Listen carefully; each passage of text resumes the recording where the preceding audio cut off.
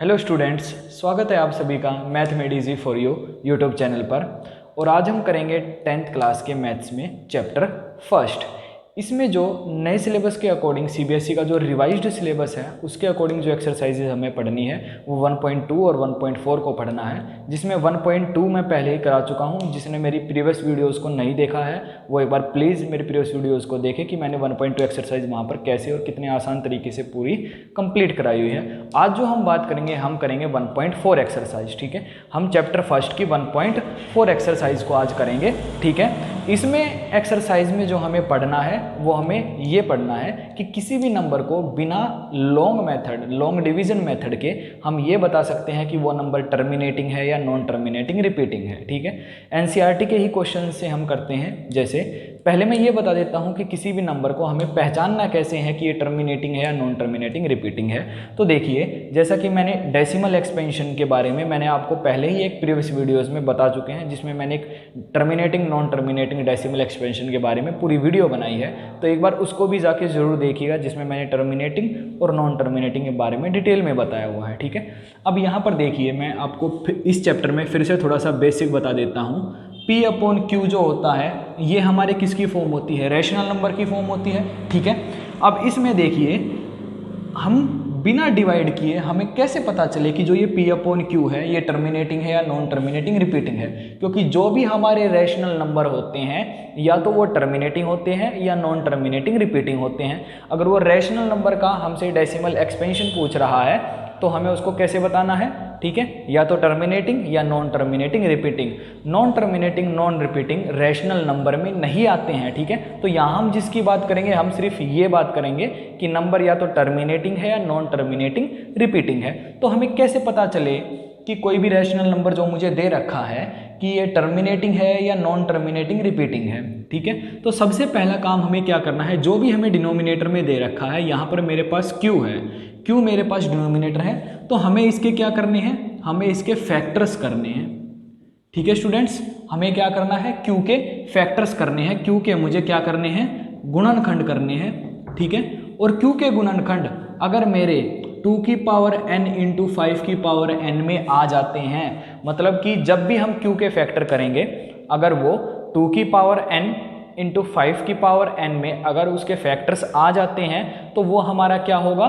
Terminating होगा। ठीक है, तो अगर 2 की पावर n इंटू 5 की पावर n में आते हैं तो उस कंडीशन में क्या होता है? टर्मिनेटिंग होता है। ठीक है, टर्मिनेटिंग होता है, या क्या बोलेंगे इसको हिंदी में? क्या बोलेंगे? शांत होता है। ठीक है, शांत दशमलव प्रसाद, टर्मिनेटिंग डेसिमल एक्सपेंशन। ठीक है, अब बारी आती है नॉन टर्मिनेटिंग रिपीटिंग कब होता है? ठीक है स्टूडेंट्स, तो नॉन टर्मिनेटिंग रिपीटिंग जब होगा जब हमारी 2 की पावर n इंटू 5 की पावर n नहीं बन रही होगी। ठीक है, इसका मतलब 2 की पावर n नहीं है, 5 की पावर n नहीं है, या इन दोनों में से कोई एक है दूसरा नहीं है। ठीक है, या फिर मैं ये बोल सकता हूँ 2 की पावर n के साथ 5 की पावर n के साथ कोई और नंबर आ गया, जैसे 3 आ गया, 7 आ गया, 11 आ गया, तो भी हमारा क्या होगा? नॉन टर्मिनेटिंग रिपीटिंग होगा। ठीक है, non terminating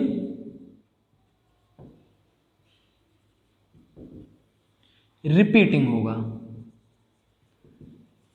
non terminating repeating. ठीक है, हिंदी में ये क्या होगा? अशांत आवर्ती। हिंदी में इसको क्या बोलेंगे? अशांत आवर्ती। ठीक है स्टूडेंट्स, तो ये पॉइंट क्लियर हुआ। पहले तो हमें ये देखना है कि उसको करना कैसे है। ठीक है, मैं एक बार फिर से बता देता हूँ कि हमें Q के फैक्टर करने हैं, मतलब जो भी डिनोमिनेटर में होगा उसके फैक्टर्स करने हैं। अगर उसके फैक्टर 2 की पावर n इंटू 5 की पावर n में टूट जाते हैं तो वो टर्मिनेटिंग होगा। ठीक है, तो इसका मतलब अकेले 2 में भी हो सकते हैं, अकेले 5 में भी हो सकते हैं। ये जरूरी नहीं है कि सिर्फ 2 और 5 दोनों होना चाहिए। ठीक है, तो या तो केवल 2 भी हो सकता है या सिर्फ 5 भी हो सकता है। ठीक है, या दोनों भी हो सकते हैं। अगर ऐसी कोई कंडीशन है तो वो डेसिमल एक्सपेंशन, वो हमारा जो फ्रैक्शन होगा वो टर्मिनेटिंग होगा। ठीक है, अब बात आती है नॉन टर्मिनेटिंग रिपीटिंग कब होगा, अशांत आवर्ती कब होगी? अगर 2 की पावर n 5 की पावर n नहीं है, इसके अलावा कुछ है, जैसे 3 आ सकता है, फैक्टर 7 आ सकता है, 11 आ सकता है, 13 आ सकता है, या फिर दूसरी कंडीशन क्या है? 2 और 5 तो है ही, लेकिन उसमें क्या है? मुझे 3 दे दिया, ठीक है, 7 दे दिया, तो क्या होगा? नॉन टर्मिनेटिंग रिपीटिंग होगा। ठीक है, अब ये चीज़ ध्यान रखिएगा, इसमें कभी भी नॉन टर्मिनेटिंग नॉन रिपीटिंग नहीं आ सकता, क्योंकि non terminating non repeating rational number नहीं होता है, इसलिए वो इन दोनों कंडीशंस में नहीं आ सकता जब मुझे रैशनल नंबर का डेसिमल एक्सपेंशन बताना है। ठीक है, तो एक बारी के लिए आप जल्दी से इसको उतार लीजिए, इसका स्क्रीनशॉट ले लीजिए, फिर हम आगे कंटिन्यू करते हैं क्वेश्चंस के साथ। तो स्टूडेंट्स अब हम कुछ क्वेश्चंस के मेथड से देखते हैं कि कैसे हमें पता करना है टर्मिनेटिंग है या नॉन टर्मिनेटिंग रिपीटिंग है। तो सबसे पहला क्वेश्चन लिया है मैंने 13/3125। ये जितने भी क्वेश्चन है सारे मैंने एनसीईआरटी के ही लिए हैं, ये एनसीईआरटी के 1.4 एक्सरसाइज में से लिए हैं। ठीक है, तो सबसे पहले अब मुझे ये चेक करना है, इसके क्यू क्या है, मतलब P/Q की फॉर्म है ना, तो इसमें क्यू की वैल्यू क्या है 3125। ठीक है, अब मुझे क्या करना है, इसके फैक्टर्स करने हैं। ठीक है, या तो फैक्टर्स अगर आपको डायरेक्ट नहीं कर पा रहे हैं तो मैंने उसके लिए पहले प्रीवियस वीडियो में बता रखा है कि अगर डायरेक्ट कर लें तो अच्छा है, अगर डायरेक्ट नहीं कर पा रहे तो हमें बेसिक तरीके से करना है। जैसे बेसिक तरीका जो अर्लियर क्लासेस में करते आ रहे हैं, क्या करना है, 3125 को बेसिक तरीके से सबसे पहले मैं किससे करूंगा, पहले हम चेक करते हैं 3 से होगा कि नहीं होगा, क्योंकि 2 से तो होगा नहीं। ठीक है, 3 से कैसे चेक करेंगे, सभी नंबर्स को ऐड ऑन कर लीजिए। देखो 3 और 1 4, 4 और 2 6, 6 और 5 11 3 की टेबल में नहीं आता है, तो इसका मतलब ये डिजिट 3 से डिवाइड नहीं हो सकती, इसलिए मैं इसको करूँगा 5 से डिवाइड। 5 से जब मैं डिवाइड करूँगा 625 आ जाएगा, मैं फिर से 5 से करूँगा तो 125 आ जाएगा, फिर से 5 से डिवाइड होगा तो 25, फिर से 5 से करेंगे तो 5 5 और 1। तो मैंने एक चीज़ देखी कि 3125 के जो हमारे पास फैक्टर्स हैं वो सारे 5 हैं। ठीक है, तो 5 कितनी बार आया, 1 2 3 4 5, तो मतलब इसके फैक्टर्स क्या हैं, 3125 के जो फैक्टर्स हैं वो क्या है, 5 टू द पावर 5। ठीक है, अब एक चीज़ देखिए, 5 आया है अकेला, मैंने बताया था अकेला 5 हो या 2 हो या 2 और 5 दोनों हो तो भी हमारा क्या होता है, टर्मिनेटिंग होता है। इसलिए 13/3125 हमारा कैसा डेसिमल एक्सपेंशन होगा, टर्मिनेटिंग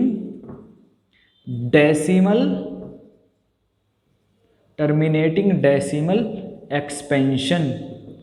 ठीक है स्टूडेंट्स, अब बारी आती है 17/8 की। अच्छा, अब जब जो छोटा क्वेश्चन है उसमें इतना बड़ा करने की जरूरत नहीं, कई बच्चों को हो सकता है ये करने में दिक्कत हो, कई बच्चे इसको भी जल्दी से कर लें 3125 को। ठीक है, तो सभी के लिए मैंने बता दिया है बेसिक तरीके से कैसे इसके प्राइम फैक्टर्स निकालने हैं, कैसे इसके फैक्टर्स निकालने हैं। ठीक है, अब बारी आती है 17/8 की। अच्छा, 8 मुझे बताइए, 8 क्या होता है, 2 2 जा 4, 4 2 जा 8, इसका मतलब इसको मैं लिख सकता हूँ 2 टू द पावर 3। अगर ये 2 टू द पावर 3 है तो इसका मतलब ये 17/18 क्या होगा मेरा, ये भी मेरे पास कैसा आएगा, टर्मिनेटिंग आएगा, क्योंकि मेरे पास 2 के फैक्टर्स आ गए ना सिर्फ। ठीक है, समझ में आया, या तो 2 अकेला हो जाए या अकेला 5 हो जाए तो भी हमारा क्या होता है, टर्मिनेटिंग ही होता है। ठीक है, अब बारी आती है 64/225 की। अब 225 के फैक्टर्स कर लीजिए। ठीक है, जैसे अगर मैं 225 के फैक्टर्स करूं तो मैंने देखा 225 के अगर फैक्टर्स किए जाएं तो सबसे पहले मैं इसको 5 से करूंगा, 51 आया। 51 को मैं किससे कर सकता हूँ, जैसे 3 से भी हो सकता था, इसको मैं 3 से भी कर सकता था। ठीक है, कोई ज़रूरी नहीं है, आगे पीछे हम कर सकते हैं, क्योंकि यहाँ पर मैं प्रॉपर HCF LCM नहीं निकाल रहा जो हमें दिक्कत होगी, हमें सिर्फ फैक्टर्स फाइंड आउट करने हैं। ठीक है, तो अगर मैं इसको 3 से करता हूँ तो अब किस पे जाएगा, 17 पे, 17 किससे होगा, 1 से। तो यहाँ पर मैंने एक चीज़ क्या देखी कि यहाँ पर 5 तो आया है, मतलब कि ये देखिए 255 के जो फैक्टर्स है वो क्या है, 5 × 3 × 17। तो मैंने यहाँ देखा कि 5 तो मेरे पास आया है, लेकिन 3 और 17 भी आए हैं, तो इसका मतलब 64/225 हमारा कैसा डेसिमल एक्सपेंशन है, टर्मिनेटिंग नॉन टर्मिनेटिंग रिपीटिंग। कैसा है, नॉन टर्मिनेटिंग और रिपीटिंग। ठीक है, इसको रिकरिंग भी बोलते हैं, तो कंफ्यूज नहीं होना है, अगर कहीं आपको रिकरिंग दिखे तो कंफ्यूज नहीं होना, रिपीटिंग और रिकरिंग दोनों सेम चीजें होती हैं। ठीक है, अब आइए, ठीक है, अब देखिए ये क्या है, नॉन टर्मिनेटिंग रिपीटिंग, हिंदी में क्या होगा, अशांत आवर्ती। ठीक है, अब बारी आती है 15/1600 की। ठीक है, मुझे क्या दे रखा है, 15/1600 दे रखा है। तो यहाँ पर देखिए 1600 के फैक्टर्स मैं डायरेक्ट भी निकाल सकता हूँ। ठीक है, क्योंकि देखो ये मेरे पास 100 है। ठीक है, कई बच्चे सोचते हैं कि काफ़ी लंबा डिजिट आ गया तो इसको किस तरीके से जल्दी इसके फैक्टर निकलेंगे, लेकिन ये इजी है, एक बार उसको ब्रेक करने की कोशिश कीजिए आप। देखिए 1600 मुझे दे रखा है तो मैं इसको लिख सकता हूँ 16 × 100, ठीक है। यहाँ क्या आ जाएगा मेरे पास 60 इंटू 100 आ जाएगा। अच्छा 16 देखिए, 16 किसका स्क्वायर होता है 4 का, ठीक है। 4 किसका स्क्वायर होता है 2 का। तो एक तरीके से मैं इसमें क्या लिख सकता हूँ 2 2 जा 4, 4 2 जा 8, 8 2 जा 16, ठीक है। अब 100 के फैक्टर्स क्या क्या हो सकते हैं देखिए, 5 2 जा 10, 10 इंटू 10 होता है ना, 100 क्या होता है 10 का स्क्वायर, मतलब 10 दो बार आएगा। 10 कैसे बनता है 5 2 जा 10, मतलब इसमें एक और आएगा 5 इंटू 2, ठीक है। तो मेरे पास 1 2 3 4 5 6, 2 की पावर 6 मल्टीप्लाई होगी किससे, 5 कितनी बार आया है 2 बार, तो 5 की पावर 2 से। तो यहाँ मेरे पास केवल 2 और 5 में फैक्टर्स आए हैं, तो 15/1600 भी हमारे पास क्या होगा, टर्मिनेटिंग डेसिमल एक्सपेंशन होगा, ठीक है स्टूडेंट्स, टर्मिनेटिंग डेसिमल एक्सपेंशन होगा, शांत दशमलव प्रसार होगा, ठीक है। अब एक मुझे दे रखा है 29 क्वेश्चन, हमने क्या लिया है 29/243, ठीक है। इसको मैं यहां कर देता हूं, ये देखिए 29/243 मुझे दे रखा है, ठीक है, 243, ठीक है। अब ध्यान से देखिए 243 हमारा कैसे आता है, ठीक है। अब जैसे 243 कैसे आएगा, मुझे तो पता है कि 243 के फैक्टर्स क्या क्या हो सकते हैं, 81 इंटू 3, ठीक है, 81 इंटू 3। अब 81 को मैं क्या लिख सकता हूँ 9 9 जा 81, ठीक है। कुछ बच्चों को डायरेक्ट करने में दिक्कत हो सकती है, उसके लिए क्या कर सकते हैं 243 के फैक्टर्स निकाल सकते हैं, ठीक है। लेकिन जैसे जैसे आप प्रैक्टिस करेंगे तो कुछ एक नंबर्स के आपको फैक्टर्स बिल्कुल याद हो जाएंगे। जैसे अब मैं इसको कैसे लिख सकता हूँ, 81 को कैसे लिख सकता हूँ 9 का स्क्वायर, ये कैसे आ सकता है 9 का स्क्वायर इंटू 3, 9 के स्क्वायर में अब देखिए 9 कैसे बनता है, 3 इंटू 3 से 9 बनता है, ठीक है। अब यहाँ पर 9 का भी स्क्वायर है, तो इसका मतलब कैसे आया होगा, देखिए 3 इंटू 3 9 आया मेरे पास, ठीक है। अच्छा एक मिनट मैं साइड में लिख देता हूँ, ये देखिए ये हमारे पास 9 का स्क्वायर है, तो मैं इसको क्या लिख सकता हूँ 3 × 3 9, ठीक है। और उसका भी स्क्वायर है, 9 का स्क्वायर है ना हमारे पास, तो इसलिए 3 इंटू 3 एक और आएगा, और पीछे जो ये एक और 3 रहता है ये भी आएगा, ठीक है। देखिए ये क्या बना 9 और ये भी क्या बना 9 बना है, तो तभी तो हुआ ना 9 का स्क्वायर। अब टोटल हमारे पास क्या आ गया है, ठीक है, टोटल हमारे पास क्या आ गया है 3 की पावर 5। 81 को क्या लिखा जाता है 3 की पावर 5 लिखा जाता है, ठीक है। अब एक बारी के लिए आप इसको जल्दी से या तो स्क्रीनशॉट ले लीजिए या इसको उतार लीजिए, फिर हम आगे कंटिन्यू करते हैं और क्वेश्चंस के साथ। तो स्टूडेंट्स इसके 2-4 क्वेश्चन हम और कर लेते हैं, क्योंकि ये टॉपिक जो है वो हमारा इम्पोर्टेंट है। एमसीक्यू में इसके 1 या 2 क्वेश्चन देखने को ज़रूर मिल सकते हैं। तो अब देखिए 16/15, ठीक है, हमने क्या देखा, सॉरी 6/15। तो इस क्वेश्चन में कई बार हम क्वेश्चन करने में जल्दबाजी कर देते हैं, लेकिन इसको थोड़ा सा ध्यान से देखिए। हमें दे रखा है 6/15, तो हम क्या देख लेते हैं कि 15 के फैक्टर क्या होते हैं 5 इंटू 3, ठीक है, 5 इंटू 3, 5 तो आया है लेकिन साथ में 3 भी आया है, इसलिए ये क्या है नॉन टर्मिनेटिंग रिपीटिंग है, ठीक है। लेकिन हमने थोड़ी सी जल्दबाजी ये कर दी। अब देखिए इसके ऊपर 6 तो है ही, ठीक है, ऊपर 6 तो है। अब मुझे एक चीज़ ये बताइए कि 3 से मैं 6 को काट सकता हूँ, 3 2 जा 6, ठीक है। तो मेरे पास फाइनल नंबर क्या बचा है 2/5। अब मुझे बताइए कि ये टर्मिनेटिंग है या नॉन टर्मिनेटिंग रिपीटिंग है। अब तो आंसर क्या आएगा, अब देखिए आंसर तो हमारा वही आएगा ना टर्मिनेटिंग, ठीक है। तो क्वेश्चन करने में हमें जल्दबाजी नहीं करनी है। अगर वो न्यूमरेटर और डिनोमिनेटर अगर आपस में कट रहे हैं तो हमें उसको काट के फिर हमें देखना है कि वो हमारा कैसा है, टर्मिनेटिंग है या नॉन टर्मिनेटिंग रिपीटिंग है, ठीक है। अच्छा अब देखिए 23/2 की पावर 3 5 की पावर 2। अब देखिए यहाँ पर तो उसने खुद ही फैक्टर हमें दे रखे हैं, ये तो काफ़ी सिंपल हो गया, क्यों, क्योंकि यहाँ पर उसने खुद ही फैक्टर हमें दे रखे हैं। 2 की पावर 3 5 की पावर 2 ये है हमारे पास, ठीक है। अब मुझे ये बताइए कि उसने क्यू में 2 और 5 दोनों के फैक्टर तो दे ही रखे हैं। जब उसने दोनों के फैक्टर दे ही रखे हैं तो इसका मतलब ये क्या होगा मेरे पास, ये होगा टर्मिनेटिंग, ठीक है। ये हमारा क्या होगा टर्मिनेटिंग। ये जो हमारा ऊपर 2/5 आया ये भी क्या होगा, ये भी हमारे पास क्या आ जाएगा टर्मिनेटिंग होगा। क्यों, क्योंकि 2 के नीचे सिर्फ 5 बच गया, ठीक है। और ये भी हमारा टर्मिनेटिंग, क्योंकि 2 और 5 सिर्फ इन दोनों के ही फैक्टर से, इसलिए ये भी क्या होगा हमारे लिए टर्मिनेटिंग होगा, ठीक है। अब देखिए 37 के अपोने में दे रखा है 2 to the power 3 5 to the power 7 7 to the power 5।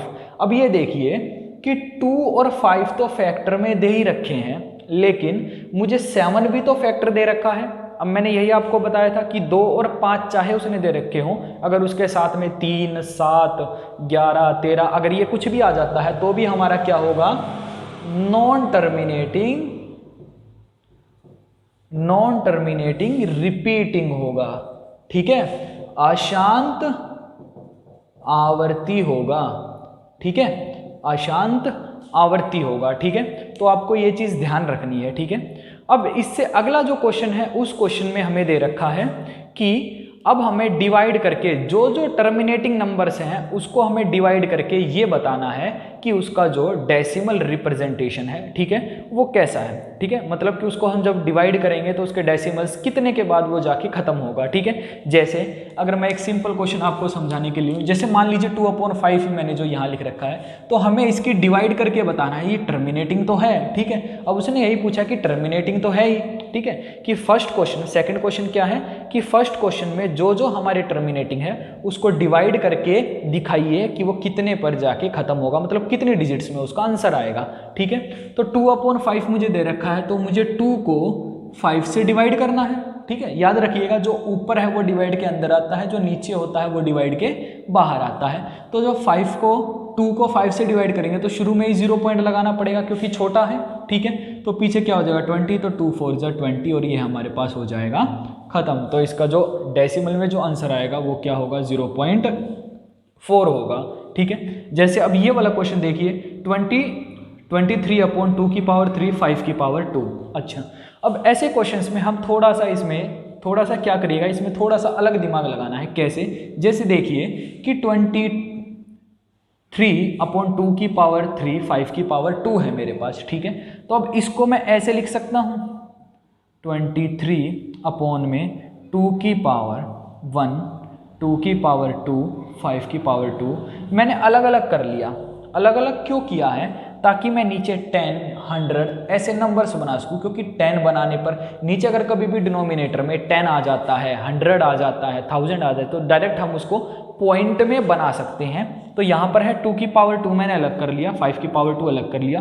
क्यों अलग कर लिया, क्योंकि 2 की पावर 2 क्या होती है, 4 होती है। 5 की पावर 2 क्या होती है, 25 होती है। 2 2 जा 4, 5 5 जा 25। जब इन दोनों की मल्टीप्लाई करेंगे तो आंसर आ जाएगा 100। मतलब ये हमारे पास क्या है 23/2 इंटू 100। अब सिंपली क्या करिए, इसको सिर्फ 2 से डिवाइड कर दीजिए। जब मैं इसको 2 से डिवाइड करूँगा 2 1 जा 1, 2 1 जा 1। ठीक है, 3 में से 2 गए 1 बचेगा, तो 0.5/100।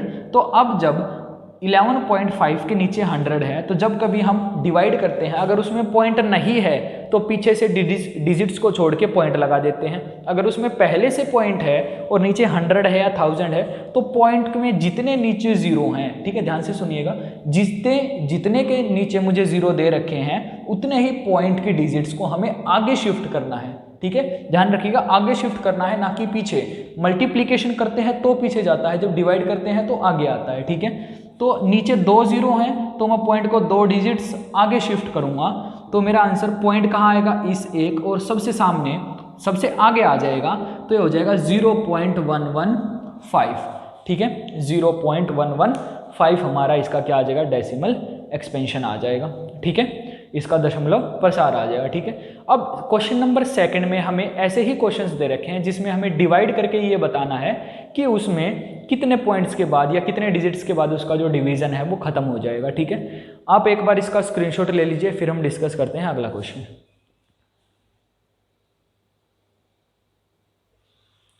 अब स्टूडेंट्स क्वेश्चन नंबर 2 में हमें ये बताना है कि जो भी क्वेश्चन नंबर 1 में हमारे टर्मिनेटिंग थे उनको डिवाइड करके ये बताना है कि कितने डिजिट्स में उनका जो आंसर्स आ जाएगा डिवाइड करने के बाद। जैसे हमने कौन कौन से फर्स्ट क्वेश्चन में हमारे टर्मिनेटिंग कौन कौन से आए थे, जैसे 17/8 हमारा क्या था, टर्मिनेटिंग था। ठीक है, तो इसका मतलब मुझे 17 को डिवाइड करना है 8 से। ठीक है, कई बच्चे गलती ये करते हैं 8 को अंदर लिख देते हैं, 17 को बाहर लिख देते हैं, ऐसा नहीं करना है। ठीक है, अगर आप डायरेक्ट कर सकते हैं तो उसको डायरेक्ट काट लीजिए। ठीक है, कुछ बच्चों को डायरेक्ट करने में दिक्कत होती है, सिंपली डिवाइड करके भी देख सकता है। ठीक है, वरना ये तो कोई ज़्यादा बड़ा क्वेश्चन नहीं है, मैं इसको सिंपली भी कर सकता हूँ। जैसे 8 2 जा 16, 0.1 बचा, ठीक है। 17 में से 16 जाएंगे तो 1 बचेगा, तो 1 छोटा है इसलिए पॉइंट लगेगा, ठीक है। 1 आया तो 1 के पीछे पॉइंट लगाने के बाद मैंने 0 ले लिया, 0 लेने पर क्या हो जाएगा ये 10, फिर से 1 पे जाएगा, 8 1 जा 8, फिर कितना बचेगा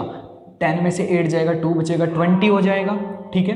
फिर 8 2 जा 16 पे जाएगा, 20 में से 16 जाएगा तो कितना बचेगा 4 बचेगा, 8 5 जा 40। तो डेसिमल के बाद हमारी 3 डिजिट्स आएंगी जब ये हमारा 17/8 का जो रैशनल नंबर था ये खत्म हो जाएगा, ठीक है। अब और क्वेश्चन जैसे हमने कौन से लिए थे, हमारा 15/1600 भी जो था, 15/1600 भी जो हमारा था वो क्या था हमारा, ठीक है, टर्मिनेटिंग था, ठीक है। अब इसको कैसे करना है, देखिए सिंपली मैंने इसके लिए पिछले क्वेश्चन में भी आपको यही बताया था कि अगर मुझे 100 वाला कोई नंबर दे रखा है तो मैं इसको ऐसे लिख सकता हूँ 16 × 100। इससे क्या होगा, तो आपको 15 को पूरे 1600 से डिवाइड नहीं करना पड़ेगा, सिर्फ 16 से डिवाइड कीजिए, ठीक है। जैसे मान लीजिए मुझे 15 की डिवाइड 16 से करनी है, तो हमें देखा कि ये पहले से ही छोटा है, अगर छोटा है तो मैं 0 पॉइंट लगाऊंगा, ठीक है, क्योंकि ये पहले से ही छोटा है तो हमें क्या लगाना पड़ेगा 0 पॉइंट लगाना पड़ेगा।